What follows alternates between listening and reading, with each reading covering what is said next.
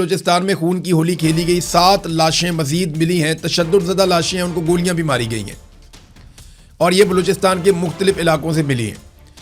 रोज़ाना की बुनियाद पे बलूचिस्तान से लाशें मिलती हैं, रोज़ाना की बुनियाद पे बलूचिस्तान में सिक्योरिटी फोर्सेस के ऊपर हमले किए जाते हैं, रोज़ाना की बुनियाद पे वहाँ पे जबरी तौर पे इंसानों को गुमशुदा किया जाता है। इंसानी हकूक़ की पामालियाँ सरकार भी कर रही है और दहशतगर्द भी कर रहे हैं।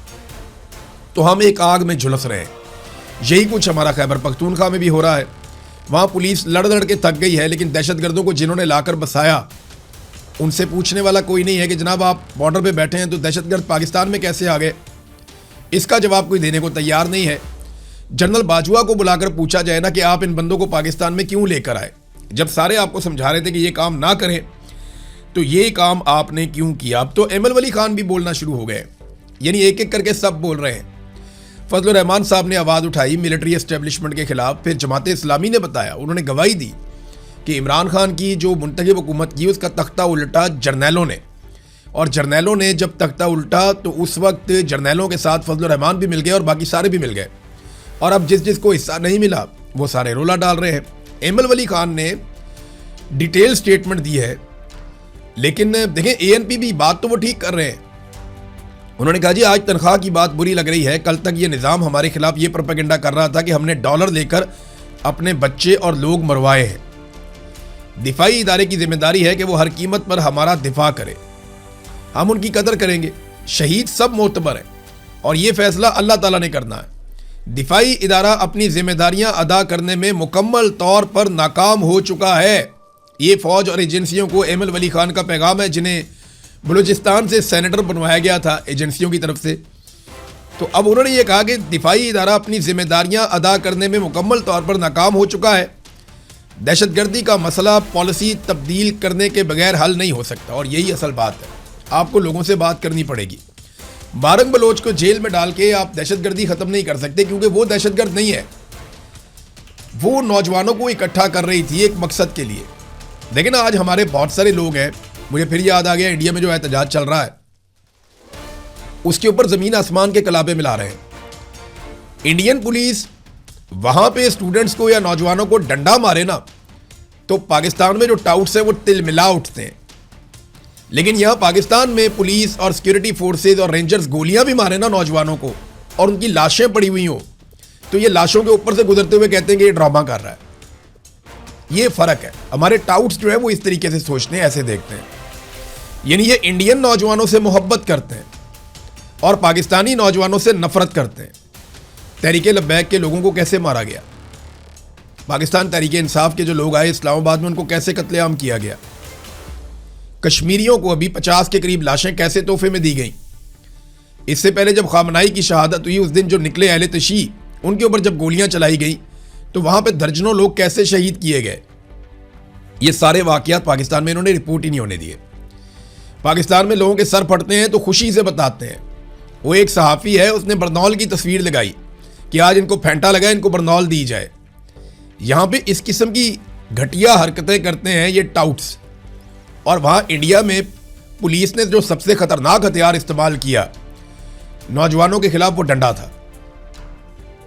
और यहाँ पे काम शुरू ही G3 से होता है, क्लैशनकोफ से होता है कि मारो इनको, कोई इनका पूछने वाला नहीं है और ना ये किसी को जवाब दें।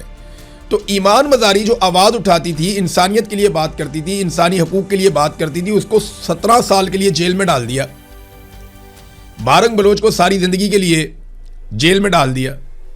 अब ये दो खवातीन की आप मिसाल ले लेना, चले पॉलिटिकल लोगों को साइड पे करें, ये तो नॉन पॉलिटिकल हैं, तो इनको जेलों में डाल के आप कौन सी जमहूरियत की खिदमत कर रहे हैं। और वो टाउट सारे के सारे बैठ के इसको जस्टिफाई करते हैं।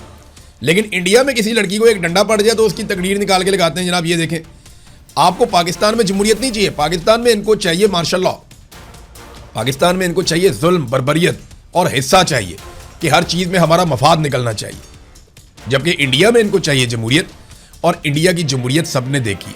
जो उनके नौजवान ज़बान इस्तेमाल कर रहे हैं, जो बात कर रहे हैं ना, पाकिस्तान में इससे आधी बात करने के ऊपर बंदा और ख़ानदान समेत गायब हो जाता है। ये पाकिस्तान में किया जाता है। तो एमएल वली खान का स्टेटमेंट आपने देखा। अब पाकिस्तान तहरीक इंसाफ कह रही है जी कि 5 अगस्त से हम एक नई तहरीक शुरू करने जा रहे हैं। 5 अगस्त को इमरान खान साहब को 3 साल हो जाएंगे जेल में कैद हुए और ये नई तहरीक अब शुरू करने जा रहे हैं। क्या इनकी कोई तैयारी है?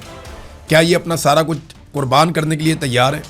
देखिए, अभी तक सुहेल अफरीदी ने जितनी कॉपरेशन की है पाकिस्तान की मिलिट्री एस्टेब्लिशमेंट के साथ, उतनी कॉपरेशन अली अमीन गंडापुर भी नहीं कर पाए थे। तो इस कॉपरेशन के बदले में क्या वो इमरान खान को कोई एक रिलीफ दिलवा पाए? तो अफसोस के कहना पड़ता है कि वो नहीं ऐसा कर पाए। इमरान खान साहब से जितनी भी डील की कोशिशें की गई हैं, अभी हाल ही में कोशिश की गई, उन सारों में नाकामी हुई है डील करने वालों को। तो पाकिस्तान तहरीक इंसाफ या इनकी क़यादत किस आसरे में बैठी हुई है कि कोई मफामत कर लेंगे? मफामत ऐसे नहीं होनी, मुज़ामत होगी तो मफामत होगी, वरना मफामत हो नहीं सकती, ये पॉसिबल नहीं है। नाज़रीन, 26 नवंबर की आप मिसाल ले लें। अब ये कह रहे हैं दोबारा लोगों को निकालेंगे, लेकिन जो 26 नवंबर को कत्लेआम हुआ था इस्लामाबाद डी चौक में, उसका एक मुकदमा दर्ज करने के लिए दरख्वास्त दी हुई थी पाकिस्तान तहरीक इंसाफ ने, और उसमें बैरिस्टर गौहर को बनाया गया था मुद्दई, और ये बताया गया था कि जनाब इसमें हमारे इतने लोग कत्ल हो गए, इतने लोग जख्मी हो गए, पुलिस ने ऐसे ऐसे मारा, सिक्योरिटी फोर्सेज ने सीधी गोलियां मारी, मुकदमा दर्ज किए जाएं शहबाज शरीफ के ऊपर, मोहसिन नकवी के ऊपर, मरियम नवाज के ऊपर और दीगर के ऊपर। लेकिन आज 1.5 साल से ज़ायद गुजरने के बाद वो दरख्वास्त खारिज कर दी गई, और इसमें अदालत का कसूर नहीं है, पाकिस्तान तहरीक इंसाफ की क़यादत का अपना कसूर है। इस्लामाबाद के एडिशनल सेशन जज अफजल मजूका, देखें ना, अदालत ने तो वही करना है ना जो चीज़ें उसके सामने आनी है। आप अदालत को ब्लेम कर दें कि अदालत कंप्रोमाइज्ड है, क्या आप ये कह दें उन्होंने ज्यादती की है, लेकिन क्या पाकिस्तान तहरीक इंसाफ की क़यादत ने इंसाफ किया है? जज ने 17 सफ़हात पर मुश्तमिल एक फैसला लिखा है। उन्होंने लिखा, जनाब 16 समातें हुई हैं, इन 16 समातों में भी अभी तक बैरिस्टर गौहर ने अपना बयान रिकॉर्ड नहीं करवाया, उन्होंने आकर बताया ही नहीं कि क्या हुआ था। 16 समातें हुई हैं और बैरिस्टर गौहर ने अपना बयान रिकॉर्ड नहीं करवाया। इसके अलावा मजीद गवाह भी थे इस सारे मामले के अंदर, यानी कोई सबूत लेकर नहीं गए, इन्होंने बताया ही नहीं। यहाँ पे डिटेल जो है वो साकिब बशीर साहब ने शेयर की हैं। वो कहते हैं कि जो दरख्वास्त दी गई उसको देखकर लगता है कि 12 लोग हलाक हुए, 38 लोग ज़ख्मी हुए, और जो पोस्टमार्टम रिपोर्ट्स और दीगर शवाहिद हैं वो पेश ही नहीं किए गए। सुहेल अफरीदी, डॉक्टर अमजद और शफी जान, ये बतौर गवाह इनका नाम है, लेकिन उन्होंने कभी अदालत में आकर बयान ही रिकॉर्ड नहीं करवाया। पीटीआई पार्लियामेंटेरियंस, वर्कर्स और सहाफ़ियों का भी बतौर गवाह नाम लिखा गया, लेकिन उन्होंने भी कभी बयान रिकॉर्ड नहीं करवाया।